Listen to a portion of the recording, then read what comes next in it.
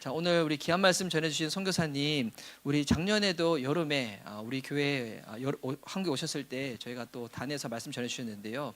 이번에는 우리 병원 검진차 오셨는데 너무 감사하게도 우리 교회 또 방문해 주셔서 오늘 또 귀한 말씀 전해 주십니다.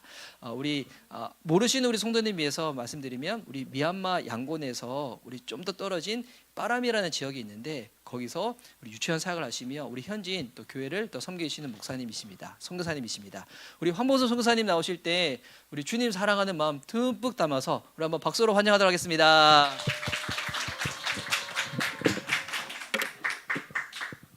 지난번에도 말씀드렸지만 뭐 환호성을 치실 거면 우와 이렇게 부끄럽지 않도록 제가 혹시 영상 하나 보내드렸는데 하나 보고 할 수 있을까요? 네, 저희가 선교복은 따로 안 하고 그냥 2분 정도 되는 영상인데 저희가 작년 올해죠. 올해 5월에 교회를 건축하고 입당 예배 드리면서 만든 영상이거든요. 저희가 사역을 어떻게 시작했는지에 대한 내용들이 담아 있어서 한번 보시면 보시는 것으로도 충분히 이해가 되실 것 같아서 저희가 이것만 따로 하겠습니다.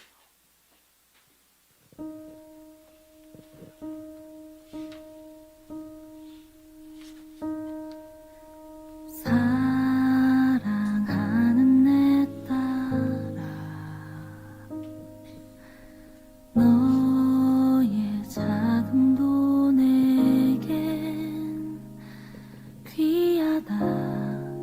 너와 함께 걸어가는 모든 시간이 내게 힘이라. 사랑하는 아들아, 내 연약함도 내겐 금이라. 너로 인해 잃어버린 나의 양들이 돌아오리라.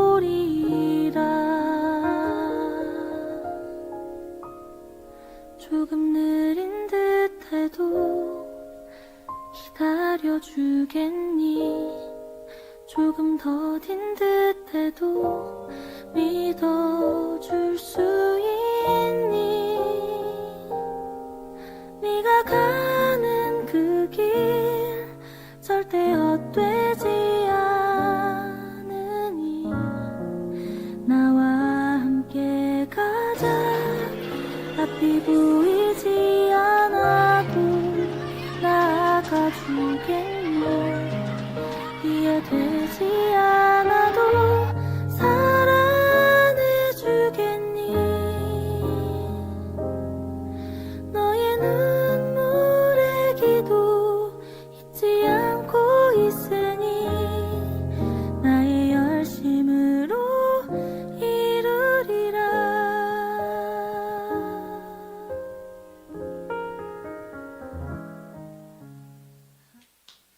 네, 특별히 교회가 계속 저희 그 빠라미 교회 아이들을 위해 지원하시고 기도해 주셔서 저희가 기쁜 마음으로 사역을 잘하고 있었고 작년에는 저희가 제가 이제 미얀마 간 지 18년 차가 됐는데 그 중에서 12년 동안 한인교회를 함께 했습니다. 근데 작년에 왔을 때는 그 한인교회를 이제 내려놓고 이렇게 허전한 마음에 한국으로 잠깐 도망쳐 왔다가 한 달 반 잘 쉬고 돌아가서 저희가 그 미얀마 지역에 사역하고 있는 유치원 지역에서 교회를 작년 8월에 개척을 했습니다. 8월 첫 주에 예배를 드리고 아까 봤던 이제 그 처음에 유치원에 시작했다가 2달 후에 10월 달에 유치원을 철거하고 그 후에 교회를 지으면서 가건물에서 10개월 정도 예배를 드렸습니다. 그리고 올해 5월에 완공이 돼서 5월 말쯤에 헌당 예배를 드리고 지금 이제 빠라미 교회를 시작하고 그 사역을 하고 있고 아이들과 함께 열심히 전쟁을 치르고 있습니다. 애들 되게 예쁘고요. 아마 많은 분들이 기도해 주시고 또 후원해 주셔서 아이들이 건강하게 잘 자라고 있는 것 같습니다. 아마 다음에 올 때는 좀 더 좋은 소식들이 있지 않을까 생각합니다. 자, 말씀을 전하기 전에 고3 친구들이 2명이 있더라고요. 혹시 여기 계신가요? 네, 어쨌든 네, 제가 그 두 분의 이름을 보고 잠깐 기대했습니다. 왜냐하면 제 아들도 고3이에요. 네, 내년 5월에 이제 한국에 옵니다. 제일 걱정은 어떤 대학을 갈까가 걱정이 아니라 어떤 교회를 선택할까. 이게 계속 고민인데 제가 좋은 교회를 몇 군데 소개했습니다. 여기도 하나. 그래서 오늘 사진 보냈어요. 그랬더니 아빠 작년에 왔던 교회인데 그래서 잘 기억해라 이렇게 얘기했습니다. 다시 뵙게 돼서 되게 반갑고요. 두 번째 온 건데 낯설지 않아요. 그리고 제가 오후에 일정이 있어서 목사님을 좀 일찍 뵙고 싶어서 제가 일찍 왔습니다. 사실은 이렇게 시간에 빨리 올 줄 몰라서 어린이 대공원역에 8시 반에 도착을 했어요. 그래서 차 한잔 마시면서 거기서 쉬다가 몇 시에 오시는지 제가 도착했다고 하면 되게 막 이제 너무 서두르실 것 같아서 9시 반에 온다는 얘기를 듣고 이렇게 전철역에서 믿다가 잘 맞춰왔습니다. 어쨌든 기대하는 마음으로 왔습니다. 제가 오늘 말씀을 나눌 이야기는 한나의 기도입니다. 아마 교회를 좀 다니신 분들은 한나의 기도를 다 알고 계시겠죠. 근데 다 알고 있는 얘기를 또 하지는 않겠죠. 그래서 좀 더 관점을 다르게 한번 볼 텐데 한나의 기도의 교훈은 뭘까요? 한나의 기도하면 딱 떠오르는 게 뭐가 있으신가요? 네, 대답 안 하실 줄 알았어요. 보통 이제 우리가 이제 이렇게 한나의 기도를 많이 인용할 때가 자녀가 없는 가정을 위해 기도할 때 한나의 기도가 굉장히 좋은 소재가 되기도 하죠. 그래서 불임인 가정에 말씀을 나누고 그리고 그 기도를 통해 자녀가 태어난 일들은 굉장히 도전이 되고 축복도 됩니다. 이건 물론 한나의 지금 사무엘상 1장에 있는 이 한나의 기도에 굉장히 중요한 메시지이지만 사실 그것만으로 지금 1장의 이야기 한나의 기도를 해석하고 말씀을 나누면 전체적인 그림의 한 일부분만 보는 것 같습니다. 그래서 오늘은 우리가 알고 있는 내용 이외에 감춰져 있는 사무엘의 1장에 대한 마음들을 함께 나누도록 하겠습니다. 사실 제가 오늘 걱정이 되는 건 제가 한국말로 설교를 1년 반 만에 합니다. 그래서 두 가지 걱정인데 하나는 너무 일찍 끝낼까 봐 걱정이고 또 하나는 이렇게 중원본 하다가 너무 길어질까 봐 걱정인데 어찌 될지 저도 잘 모르겠어요. 주무시면 안 돼요. 그러니까 네. 자, 오늘 말씀을 한번 이렇게 보도록 하겠습니다. 제가 죄송하지만 여기 말씀을 그냥 띄워주셔도 좋을 것 같아요. 왜냐하면 네, 감사합니다. 제 성경은 이렇게 버전이 좀 틀려서 이렇게 보고 하면 좋을 것 같습니다. 우리 1절에 보면 1절 다시 한번 읽어볼까요? 1절 읽겠습니다. 시작.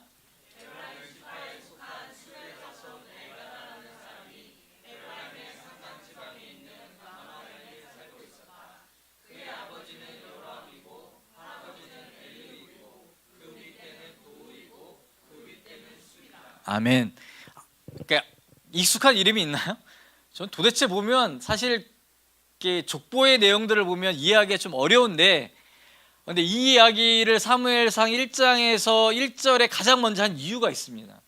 근데 사실 지금 제가 본 이 번역 성경은 약간 오류는 아닌데 착각을 만들게 하는 내용이 있어요. 지금 여기에 엘가나라고 한 사람이 주인공인데 이 엘가나가 어느 지파 사람인가요? 그렇게 얘기하실 줄 알았어요. 에브라임 지파 사람이 아닙니다. 근데 에브라임 지파에 속한 이렇게 얘기하니까 우리는 에브라임 지파 사람이라고 생각하지만 에브라임 지파 사람이 아니에요. 역대기 6장에 보면 이 사람에 대한 족보가 역대기에는 족보가 쭉 나와 있는데 이 엘가나라고 한 사람은 레위 지파입니다. 근데 이거 굉장히 중요한 거예요. 왜냐하면 에브라임 지파인 사람인지 레위 지파인 사람인지는 굉장히 중요한 차이가 있어요. 왜냐하면 우리가 잘 아는 것처럼 레위 지파는 하나님이 특별히 성전에서 예배하도록 선택한 지파이기 때문에 그래요. 근데 여호수아가 가나안 땅을 정복하고 땅을 분배할 때 이 지금 엘가나의 가정을 에브라임 지파에 속해서 살도록 했습니다. 그래서 그냥 큰 의미에서는 에브라임 지파 땅 안에 살고 있지만 실제로 이 사람의 지파는 레위 지파예요. 그러니까 레위 지파니까 이 사람의 신분은 하나님 앞에 예배를 드리도록 준비된 지파, 레위 지파의 사람이라는 겁니다. 근데 이건 되게 중요해요.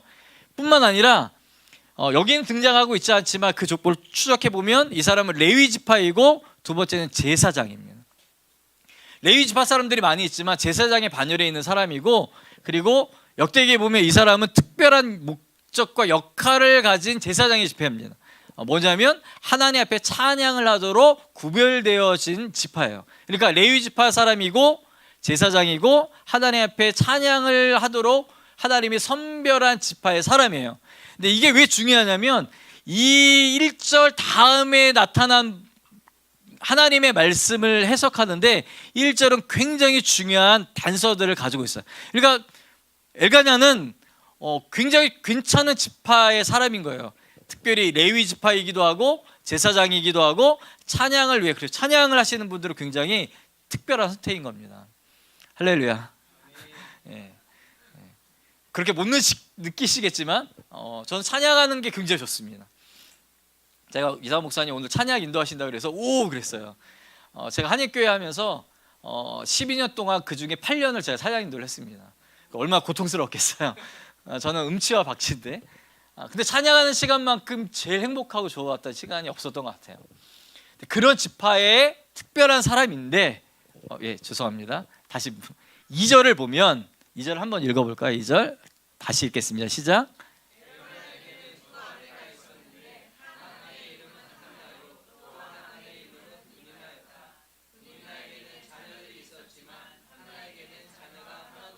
아멘. 이 2절의 말씀을 읽을 때 사람들이 자꾸 뭘 생각하냐면 한나는 자녀가 없어. 근데 분인나는 자녀가 있어. 여기에 포커스를 맞추지만 사실은 이거는 사무엘 1장을 해석할 때 훨씬 더 다른 의미에 주목해야 한다는 걸 이렇게 이 내용 때문에 자꾸 감춰져 있는데 보세요. 엘가냐에게는 아내가 둘이 있었습니다. 근데 둘이 있으면 안 됩니다. 왜요? 1절에 이 사람은 어느 지파 사람입니까? 레위 지파 사람이에요. 레위 지파는 두 아내를 거느리면 안 돼요.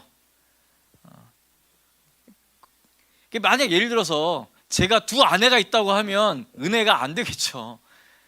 그런데 이 이야기를 읽으면서 우리가 별로 큰 감동이나 큰 문제점을 발견하지 못하는 이유는 사실 이 당시에 이런 일들이 너무 빈번해 있어요. 예를 들어서 우리가 지금 이 시대를 살아가는 그리스도인들이 그리스도인으로 살아가면서 세상 안에 있는 문화들이나 아니면 이 안에서 흘러나는 여러 가지의 어떤 흐름들이 그리스도인과 그리스도인이 아닌 사람, 그러니까 넌 크리스찬과 크리스찬의 구별이 분명하지 않게 살아가는 크리스찬들이 굉장히 많아요. 그런데 많은 사람들이 그렇게 하는 게 그리 큰 불편함이나 문제가 아니라고 생각하는 경우가 훨씬 많습니다. 예를 들어 교회가 교회에 나와야 하는데 교회가 세상적인 모임과 그리 다르지 않는데 그거에 대해서 심각하게 고민하거나 이 부분들에 대해서 기도하는 사람들이 그리 많이 없는 것과 비슷합니다. 엘가냐가 레위 지파 사람인데도 불구하고 두 아내가 있는데 이것들에 대해서 문제가 되어지지 않는 세대에 살고 있는 거예요.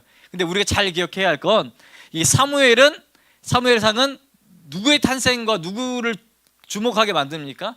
사무엘과 다윗을 주목하게 만들어요. 그래서 사무엘은 이스라엘 역사상 마지막 사사이죠. 그러니까 사사기의 거의 끝을 달리고 있고 그 다음에 왕을 세워가는 역할을 감당합니다. 물론 이제 첫 번째 왕이 사울이었지만 그래서 마지막 사사입니다. 그래서 사사기를 보면 이 사사 시대가 얼마나 암묵적이고 그리고 영적으로 혼탁한 상황이었는지를 설명합니다. 사사기 21장의 마지막 절을 보면 이렇게 얘기합니다. 그때 이스라엘에게는 누가 없다고 얘기합니까? 왕이 없으므로. 왕이 없기 때문에 각자가 옳다고 생각하는 자신의 소견대로 행했다라고 사사기 21장의 마지막에 사사기를 마무리하면서 이야기합니다. 그러니까 왕이 없어요. 그러니 자기가 원하고 생각하고 옳다고 생각하는 방법대로 행하는 겁니다. 근데 왕이 없었나요? 아니, 왕은 있었죠. 왕은 하나님이셨어요. 하나님이 왕인데 이스라엘 사람들 마음에는 하나님이 없고 하나님을 왕으로 인정하지 않은 겁니다. 우리가 그리스도인들인데 예수 그리스도가 우리 왕이라고 고백하고 있지만 내 인생에서 하나님이 왕이 아니시라면 우리는 사사시대와 비슷한 생활을 하고 있는 겁니다. 근데 더 심각한 건 사사기 2장에 이렇게 얘기합니다. 여호수아가 죽고 나서 뭐라고 얘기하냐면 2장 10절에 이렇게 얘기해요. 그 시대의 사람들도 다 그 조상에게로 돌아갔고 그 후에 일어난 다른 세대는 여호와를 알지 못하였고 여호와께서 이스라엘을 위하여 행하신 일도 알지 못하였다. 이 얘기는 뭐냐면 이스라엘 백성들이 출애굽했을 때 이스라엘에 출애굽했던 세대들이 있고 광야 40년 동안 출애굽 세대가 죽어요. 그리고 1.5세대, 그러니까 예를 들어 애굽에서 나올 때 20살 아래에 있었던 사람들과 애굽 광야에서 태어났던 세대들이 있고 그 세대가 가나안 땅에 들어갑니다. 그리고 나서 그 가나안 땅을 7년만 동안 점령하고 나서 또 다른 가나안 세대들이 태어났는데 여호수아가 죽고 그 다음에 태어난 세대들에 대해서 성경은 뭐라고 얘기하냐면 그 다음 세대라고 얘기하지 않아요. 뭐라고 표현하냐면 다른 세대입니다. 원래의 의미로 하자면 다음 세대가 맞는 거죠. 그렇지 않아요? 그런데 성경은 다른 세대라고 얘기합니다. 다른 세대라고 얘기하면서 왜 그들이 다른 세대일 수밖에 없는지에 대해서 뭐라고 설명하냐면 그들은 하나님을 알지 못했다. 그러니까 하나님을 알지 못하니 하나님을 믿지 않는 다른 세대가 된 거예요.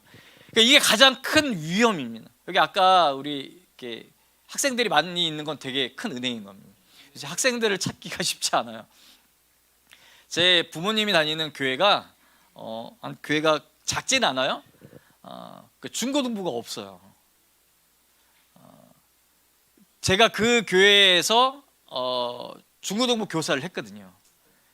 그때 그 중고등부 청년 시간을 보냈는데 그때 중고등부 아이들이 많았습니다. 청년들이 전체의 퍼센테이지에서 굉장히 많은 퍼센트를 차지했습니다. 그러니까 중고등부 아이들이 그렇게 많았는데 지금은 중고등부가 없어요. 그러니까 수련회를 못해요. 주일학교에 작년에 성경학교를 하면서 목사님이 그렇게 얘기하셨대요. 주일학교 학생들이 15명만 있으면 성경학교를 하겠다. 성경학교를 했을까요? 못했어요. 15명이 안 돼요. 그 교회가 지금 한 장년들이 한 300명 정도 출석하는 교회예요. 근데 주일학교 애들이 15명이 안 돼요. 그러니까 굉장히 하나님을 알지 못하는 다른 세대들이 많아진 거죠. 그래서 사사시대는 왕도 없어요. 왕을 왕으로 인정하지 않는 세대들이었고 그 세대들이 그렇게 될 수밖에 없었던 건 하나님을 알지 못했기 때문에 그들이 다음 세대로 이어지지 않고 다른 세대로 됐고 그 다른 세대의 마지막이 지금 사사기의 마지막 그리고 사무엘의 1장의 그 시대입니다. 그래서 제사장이 아내를 둘을 두었음에도 불구하고 그게 큰 문제가 되지 않는 영적으로 암울했던 시대를 가지고 있는 겁니다. 그런데 단순히 제사장이 어떤 사람이 아내가 2명이 있는 이 영적인 어두운 시대를 살고 있었다라고 말하기 위해서 하나님이 사무엘 1장을 이렇게 길게 시작한 건 아닙니다. 이 안에 하나님이 우리에게 주신 분명한 목적과 의도가 있는데 우리 말씀을 보면 이렇게 해요. 둘이 있어요. 딱 보니까 첫 번째 부인의 이름이 한나죠. 왜냐하면 먼저 이름이 등장하잖아요. 두 번째 부인이 분인나예요.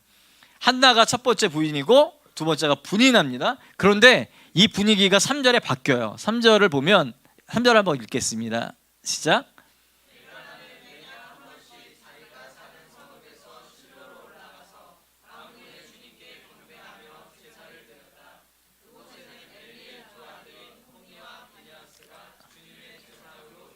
이어서 4절 읽겠습니다.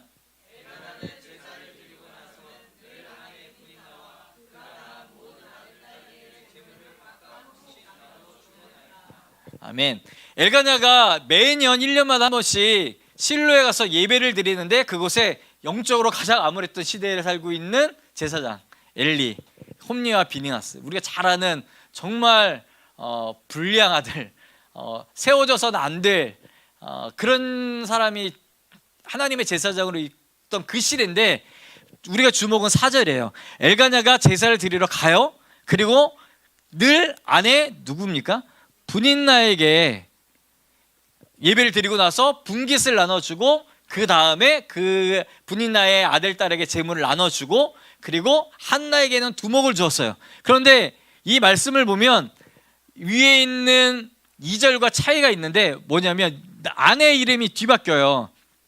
첫 번째 아내인 한나의 이야기가 나오고 그 다음에 분인야의 이야기가 나오는데 재물을 나눠줄 때는 엘가나가 누구부터 줍니까? 얘기합니까? 분인나부터 줘요. 왜 그랬을까요?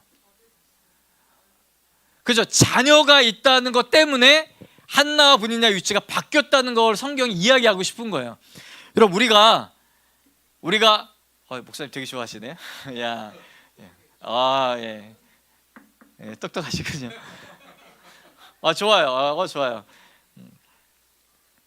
잊어버렸어요. 이거죠. 네.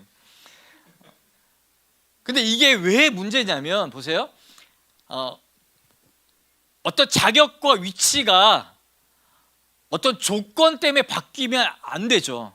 예를 들어서 우리가 사람을 평가할 때 사람이기 때문에 그를 존중하고 사랑하는 것인데 우리가 만약에 그가 가진 어떤 배경이나 환경 때문에 사람들을 평가하고 순위를 매긴다면 그 문제가 있는 거예요.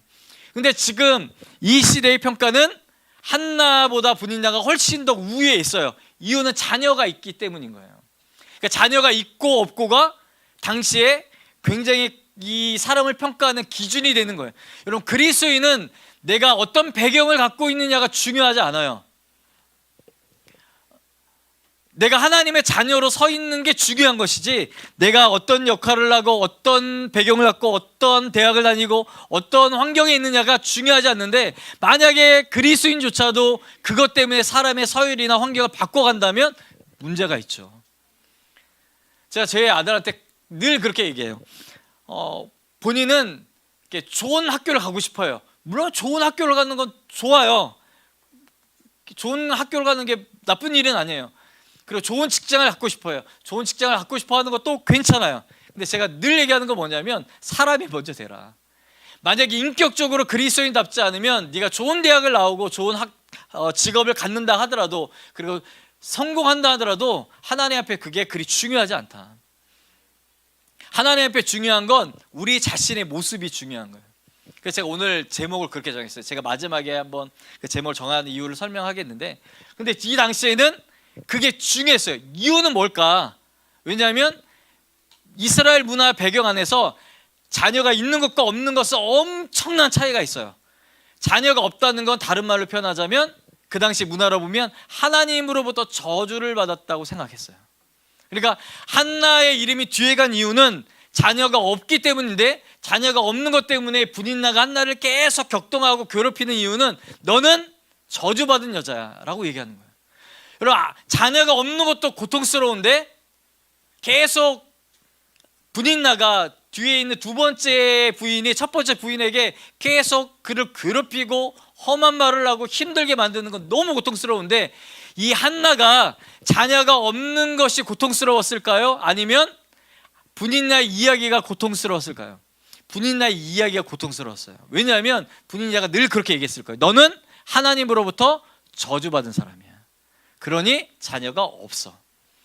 실제 문화에서도 그게 하나님의 저주라고 생각했기 때문에 그래요. 그러면 생각해 보세요. 한나가 열심히 기도했어요. 한나가 무엇을 위해 기도했을까요? 어려운 질문인가요? 한나는 무엇을 위해 기도했을까요? 아들을 달라고 기도했겠죠. 그러면 한나가 아들을 달라고 한 이유는 뭘까요?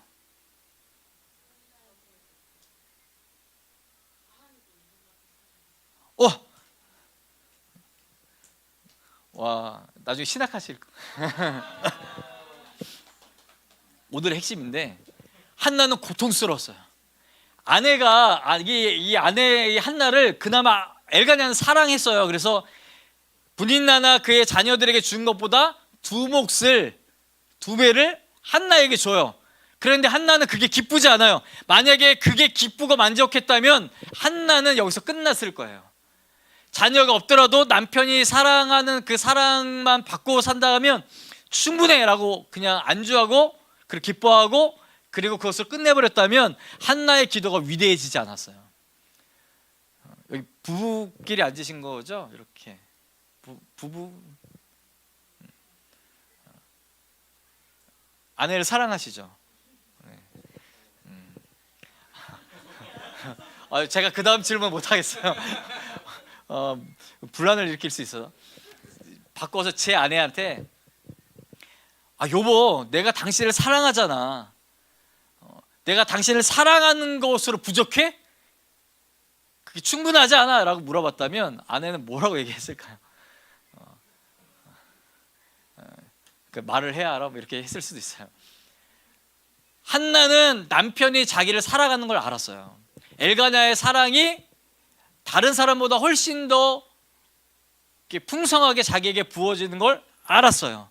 근데 한나는 남편의 사랑에 만족하지 못했어요. 남편의 사랑이 부족해서도 아니고 남편의 사랑이 넘치지 않아서도 아니에요. 남편은 충분히 한나를 사랑했어요. 그런데 자신은 자기가 이 땅에서 누리고 있는 남편의 사랑보다 그 사랑으로 채워지지 않는 자신의 빈 공간, 칼빈이 자신의 인생에서 고백했던 것, 하나님 아니면 하나님 외에는 절대로 채울 수 없는 그 공허함과 외로움이 한나의 마음에는 자리 잡고 있었던 거예요. 그러니까 한나는 남편의 사랑으로도 굉장히 행복하지만, 그러나 자신이 하나님으로부터 저주받았고 하나님으로부터 잊혀져 가고 있다고 하는 사실이 너무나 고통스러웠어요. 여러분, 그리스도인이 이런 마음이 없으면 안 돼요. 만약에 내가 좋은 환경에 있고 사업도 잘 되고 성공적인 인생을 살아가는 것이 우리에게 충분히 만족되고 그것이 충분히 우리들의 생활을 풍성하게 해주는 것으로 기뻐하고 안주한다면 우리는 그리스도인으로서의 아주 정말 중요한 영적인 삶을 살아가는데 심각한 결함을 갖고 있을 수 있습니다. 왜냐하면 하나님이 채워져야 하는데, 하나님이 세워져야 하는데 그것이 없음에도 불구하고 우리가 다른 것으로 그것을 채울 수 있다라고 생각한다면 그건 굉장히 위험한 겁니다. 한나의 위대함은 여기 있는 거예요. 한나는 남편의 사랑도 좋지만 그러나 하나님으로부터의 분리, 하나님으로부터 잊혀져 가고 있는 자신의 인생과 영적인 부분이 심히 고통스러웠습니다. 그래서 아들을 달라고 기도한 거예요. 근데 아들을 달라고 기도한 건 결론적으로 아들을 주세요. 아들을 주면 분인나가 자신이 아들이 없다고 이렇게 격동시키고 자신을 힘들게 하는 이 고통스러운 시간에서 벗어날 수 있습니다라고 생각을 했겠죠, 처음엔. 그런데 시간이 지나면서 한나의 기도 안에는 한나가 아들을 갖지 못하게 된 근본적인 하나님의 계획을 발견하게 됩니다. 그게 뭐냐면 5절입니다. 우리 5절 한번 5절 6절 읽겠습니다. 시작.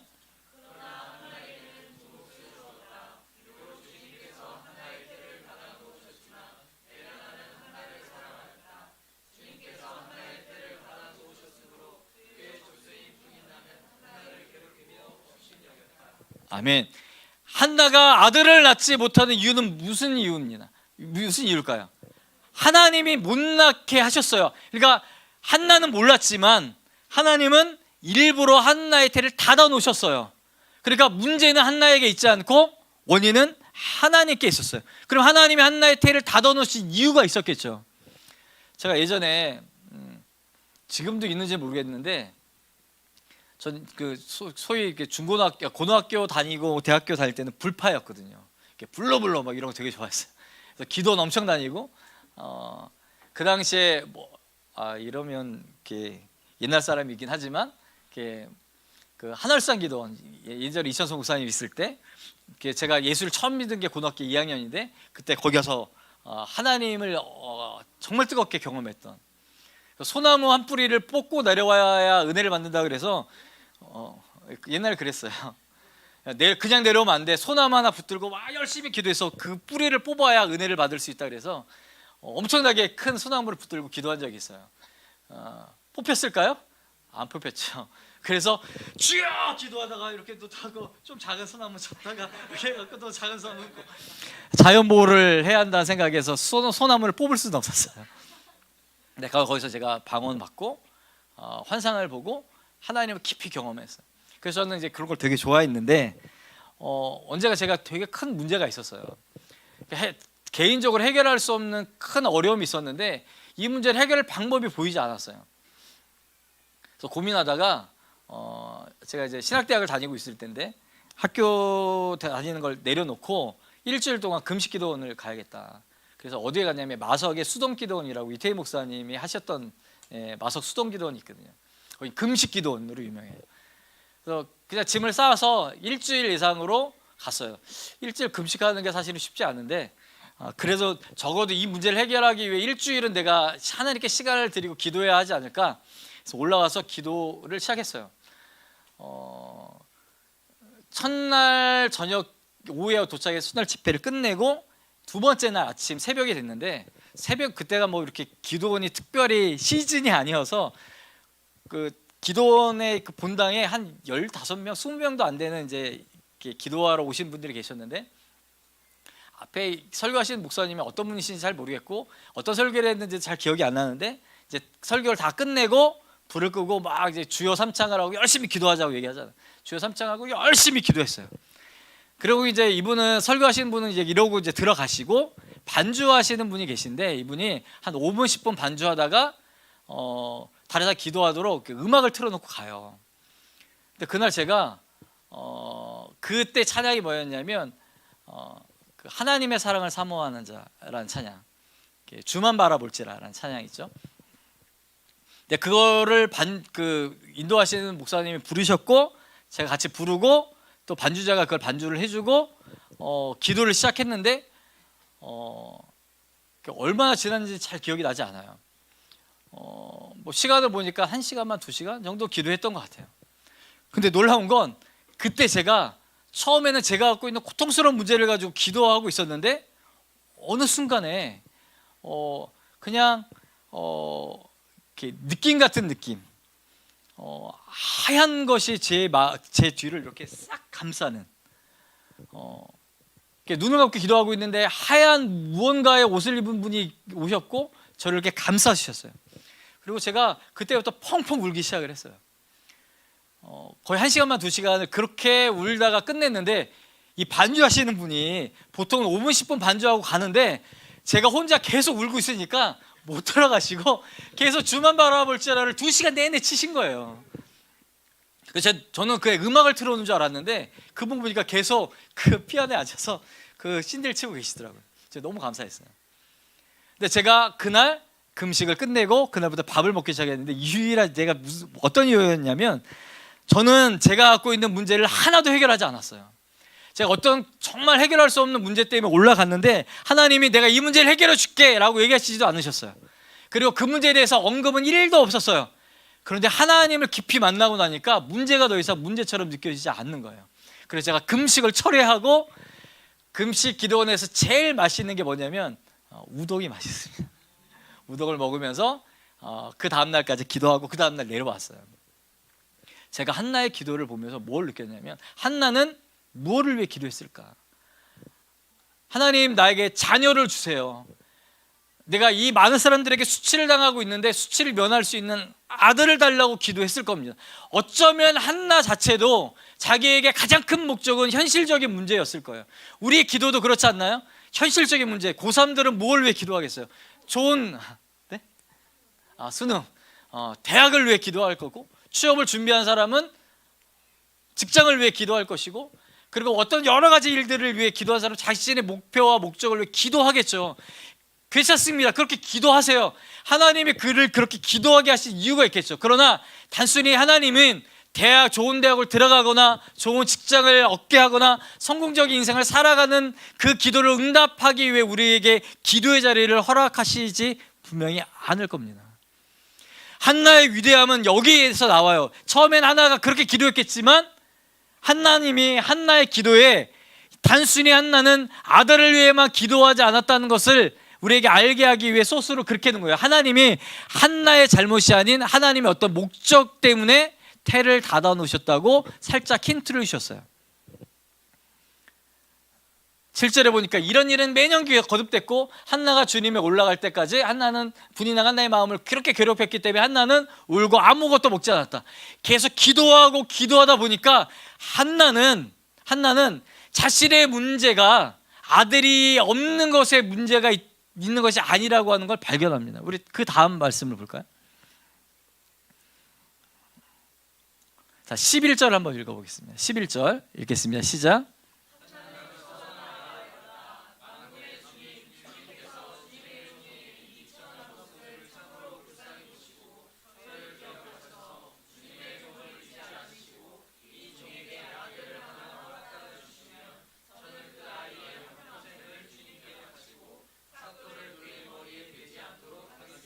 아멘. 11절에 굉장히 중요한 말씀인데 11절에 꼭 한나가 아들을 원한 것처럼 느끼지만 그렇지 않아요. 만약에 한나가 아들을 원했다면, 한나가 아들을 낳으면 그 아들은 어떻게 해야겠어요? 내가 잘 키워야죠. 이 아이를 위해 평생을 헌신하며 잘 키워야죠. 그런데 한나가 어떤 기도를 합니까? 나는 하나님 아들을 나에게 주시면, 내가 아들을, 하나님 나를 잊지 않고 하나님 나를 기억해서 아들을 주시면 그 아이의 한평생을 누구에게 줘요? 주님께 드려요. 여러분, 주님께 드린다는 건 그게 내 아들인 건가요? 아니에요. 더 이상 내 아들이라고 인정하지 않겠다는 거예요. 그리고 삭도를 그의 머리에 대지 않겠습니다. 머리를 깎지 않고 나시를 인으로 하나님께 드리겠습니다. 이 아이는 내 아이가 아니라 하나님의 아이입니다. 그러니까 이 기도를 보면 한나가 자신의 기도 안에서 하나님이 왜 나에게 아들을 낳지 못하게 하고 아들을 위해 열심히 기도하게 하셨는지에 대한 이유를 한나가 발견했다고 저는 믿어요. 그래서 아들이 더 이상 자신의 인생에서 중요하지 않아요. 아들은 어떤 의미냐면 내가 하나님과 관계가 끊어지지 않은 것을 증명하는 하나의 도구로 아들을 달라고 기도하고 있고, 그리고 왜 하나님이 아들을 나에게 안 주셨고 태를 막았는지에 대한 분명한 이유는 자신이 알 수 없지만, 그러나 적어도 이 아이를 낳으면 하나님은 이 아이를 향해 특별한 목적이 있을 거라고 하는 한나는 그런 생각들을 갖게 합니다. 근데 보세요, 이 한나가 낳은 아들이 누구예요? 사무엘이죠. 사무엘은 어떤 선지자고 어떤 제사장이고 어떤 사사였습니까?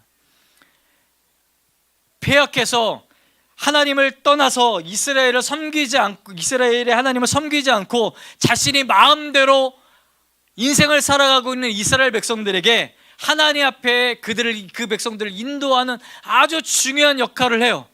그리고 그 백성들을 위해 눈물로 날마다 기도하는 하나님의 마지막 선지자예요. 그러니까 하나님은 어떤 마음을 갖고 있었냐면, 한나라고 하는 한 사람을 선택하셨어요.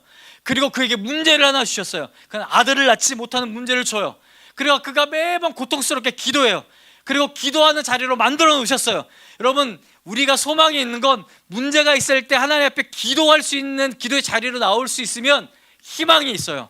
아무리 고통스럽게 했는데도 버티고 절대 난 기도하지 않겠어 이러면 이게 문제가 커요. 문제가 있다? 그러면 하나님이 나에게 어떤 계획이 있는 것이라고 믿으시고 하나님 앞에 기도의 자리로 나오시길 주님의 이름으로 축원드립니다. 나오면 우리는 문제를 위해 기도하게 될 거예요.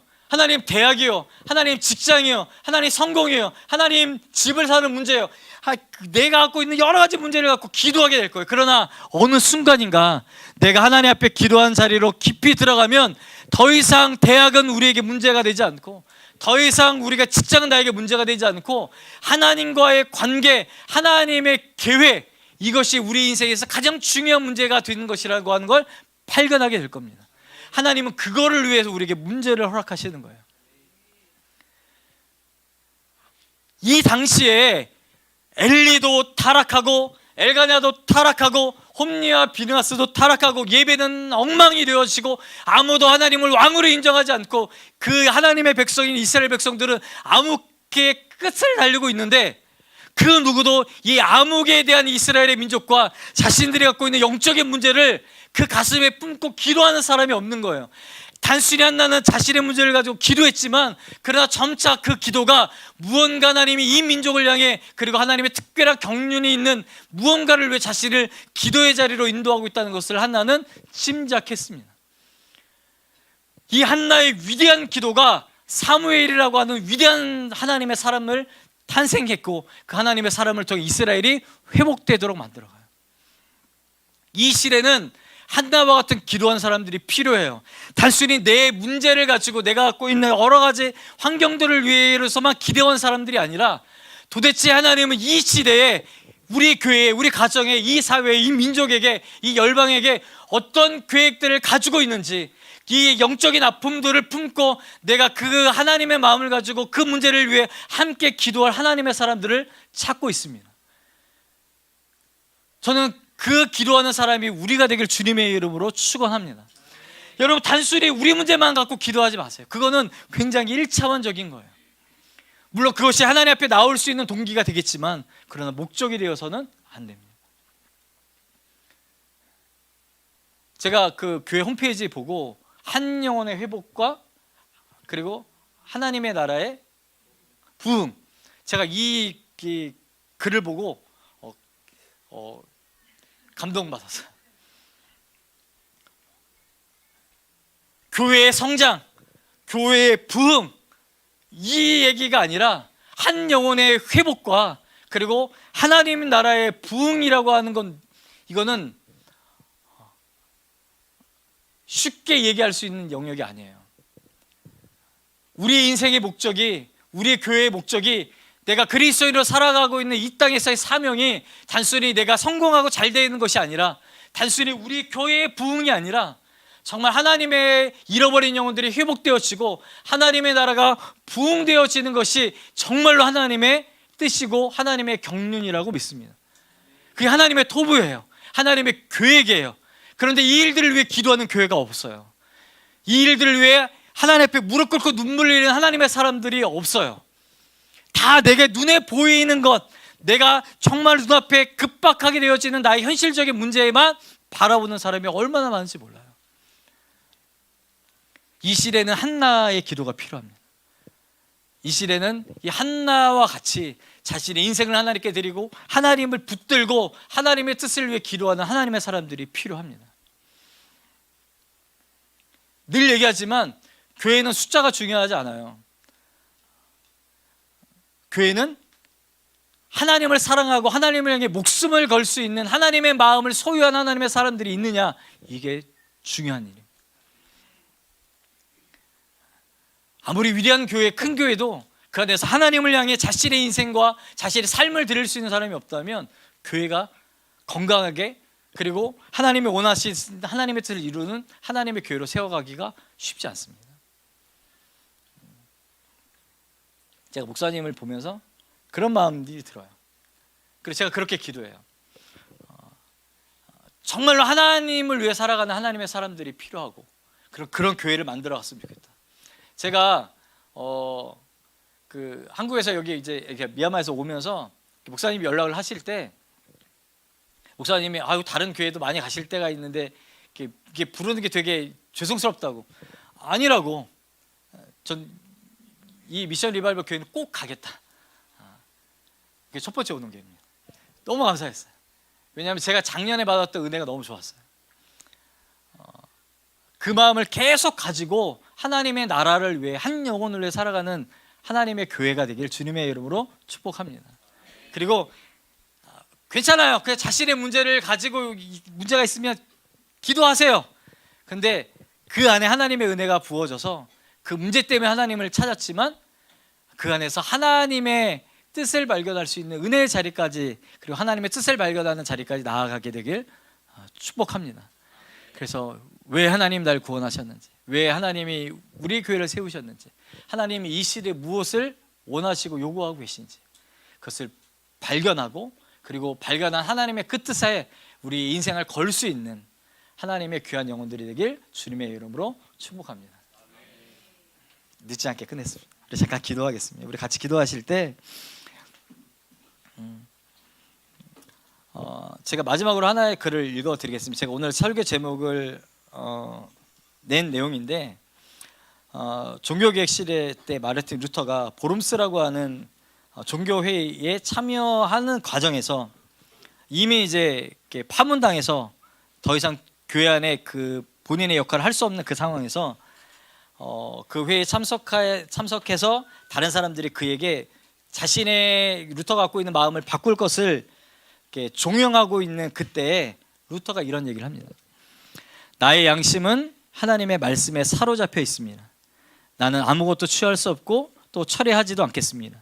양심을 거역하는 일은 옳지도 않고 안전하지도 않기 때문입니다. 내가 여기에 서 있습니다. 나는 달리 말할 수 없습니다. 하나님이여 나를 도우소서. 그래서 루터와 함께 4명의 선지자들이, 그때 종교개혁을 했던 사람들이 이 지역에 기념 동산을 만들어 놓고 그 바로 맨 밑에 이런 글자가 새겨져 있답니다. 내가 여기에 서 있습니다. 하나님, 내가 여기에 서 있습니다.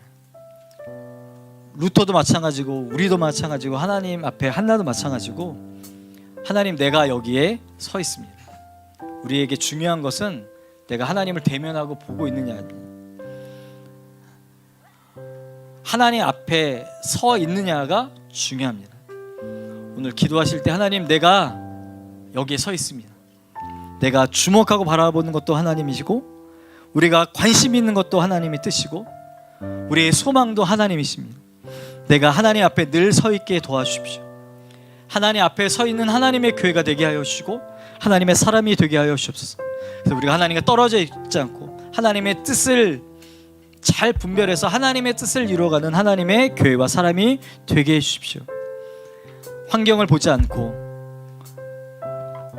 오직 하나님만 보는, 그래서 하나님, 내가 여기에 서 있습니다, 이런 고백을 하는 하나님의 사람들이 될 수 있게 해달라고 이 시간에 우리 함께 통성으로 잠깐 기도하도록 하겠습니다. 기도하겠습니다.